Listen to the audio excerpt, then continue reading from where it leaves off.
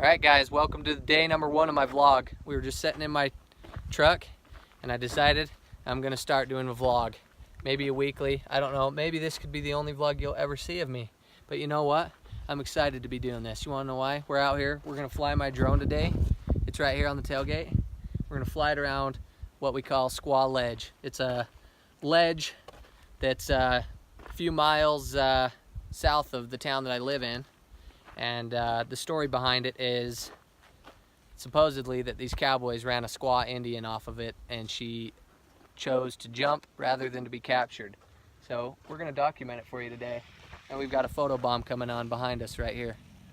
Right there. Thanks a lot. Alright, we'll talk to you later.